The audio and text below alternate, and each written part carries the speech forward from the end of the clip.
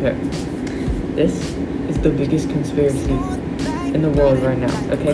Joe Biden is the secret 8th member of the South Korean boy band BTS. And we'll get into it. I'll tell you why. So, first of all, who is BTS? Who's Joe Biden? BTS, also known as the Bulletproof Boy Scouts, or the Bangtan Boys, right? It's a 7-member Korean pop boy band, and they have gotten really popular in the recent years. Joe Biden, he's like the president or something. No one cares. So, what does that even mean?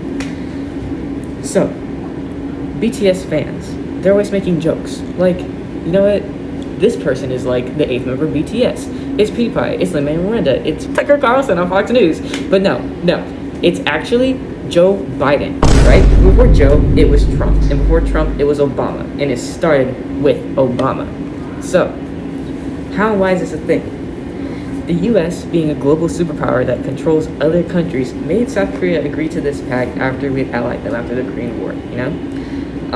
And when Obama was re-elected in November 2012, then inaugurated in January 2013, BTS debuted later that summer. That is not a coincidence. It was all part of the South Korean American media control manipulation operation. Now, you may be asking, why Obama's second term? Why not the first one? Why did he only do it his second term? Well, basically, he had started in his first term. He started with this girl group named Glam, which is under the same entertainment company that BTS was under. But Glam flopped hard, like they sucked. They went to jail, like they were just trash, they flopped. They ended up disbanding. So Obama, he already knew he was gonna get the second, like, get reelected. So he had to make moves to debut BTS, right? So, in 2012, Obama traveled to Seoul in South Korea. It was not for a diplomatic meeting. Whoever tells you that is lying. They are lying. Don't want you to see the truth. He was actually there to scout members for his new boy band, right? And he called it BTS, not for Bangtan Boys or Bulletproof Boy Scouts like they want you to believe. No. That means behind the scenes, okay? It's what the American people don't know what's really going on, what they don't want you to know. That's why it's called behind the scenes. Now, Obama era BTS. There was only like 6 albums that were relevant, like during Obama's era with BTS. Too Cool for School, Oh Are You Late Too, School Love Affair, Dark and Wild, The Most Beautiful Moments in Life, and Wings, right? This era, it was like kind of their worst era and their best era. Like, they produced their best bangers, but you could tell, like, this was the first time the US had to manage a K-pop group. Many of, like, the marketing and aesthetics were just bad. They were cringy. It was not good. Like, it was heavily, like, taking influence from, like, the rap and American, like, hip-hop culture, but, like, they did it bad. They did it really bad. But it's something that they will learn from, and Obama learns from, as they mature into later 2015-16 albums, which are, like, close to perfection as they can get. Now, Trump era BTS. This is what we're getting into. So, Trump's era is what really solidifies the theory, because all of a sudden BTS flopped hard. Like, they may have gotten really popular, but all their albums were kind of trash. And it was very much pandering to the West. I mean, I think the only reason that they got more popular is because they started putting more English into their music, and then it became popular in America. Now, the Wings album. This was right before Trump's election, during like the whole 2016 election thing. This was Obama's last album with the band, right? And then later, in January 2017, when Trump was like the newly inaugurated president, BTS dropped 2 back-to-back singles, okay? That was Spring Day and Not Today. Now, Spring Day. It's very sad. It makes you feel like you're missing a friend, and it's really beautiful and soft. But you have to wonder, who did BTS lose? Who did they lose? The answer? Obama. They lost Obama. That's who they lost, right? So, Spring Day. Here's some evidence that shows this is about Barack Obama. Now, the lyrics, they talk about missing a friend, wishing to see that person again. And as you can see here, it's like talking about the passing of time, right? From like winter to spring. And that's very representative of like, you know, like the fall winter election. And as they like carry off into like the spring, early spring, still cold, you know, they have a new president. That's evidence. I don't know what this is.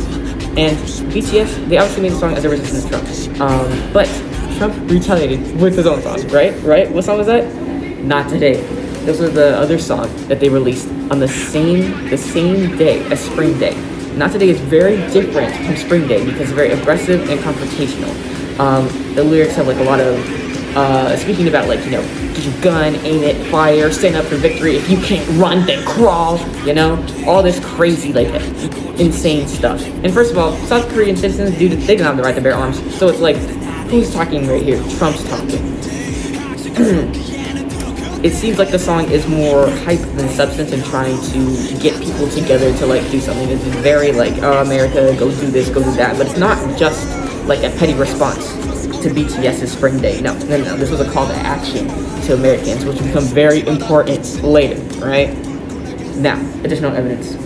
In 2018, Trump had visited North Korea around the same time K-pop girl group Red Velvet performed in Korea. Why? Well, the US not only has control over BTS, but heavy influence over other K-pop groups. And most likely, Trump met in North Korea with Kim Jong-un, not as diplomacy, because like, why? Why would he do that? But to scare BTS into doing his bidding, because they're always showing signs of resistance. So, Trump also met the K-pop group EXO, not sure why, but it shows he has deep connection in the industry. Here he got Red Velvet there, he got EXO there, he got BTS under his fingers, scared, trembling, like he has all the connections. So, Dynamite.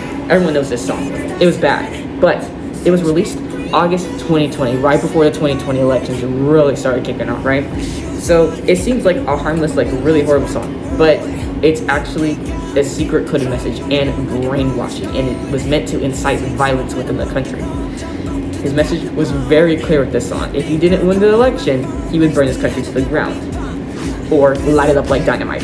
So, and the evidence for this, the January 6th insurrection that happened just a couple months after Dynamite was being played everywhere, constantly, over and over again, like on the radio, brainwashing all of Trump's most devout followers into storming the Capitol.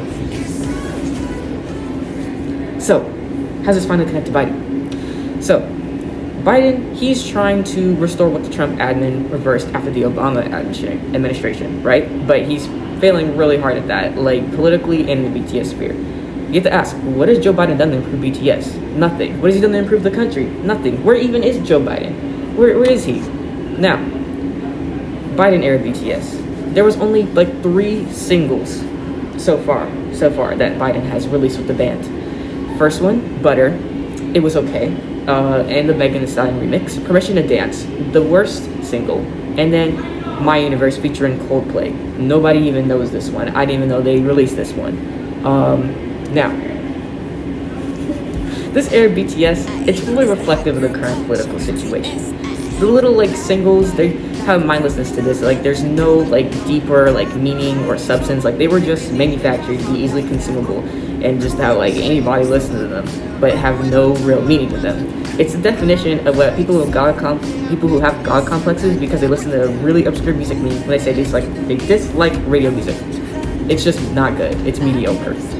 Biden seems not to be doing anything and lacking the necessary action to move this band and our country forward.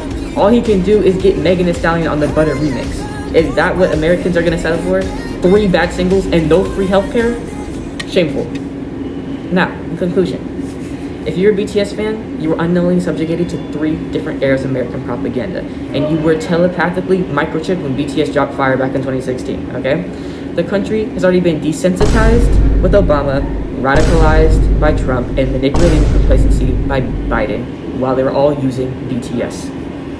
But we're in the late stages of it. There's no stopping it. BTS is everywhere. They're on the radio, they're on your TV, there is no stopping. The army is everywhere. So, what are you gonna do? What can you do? The answer is simply give up. Stand BTS. Thank you for coming to my presentation.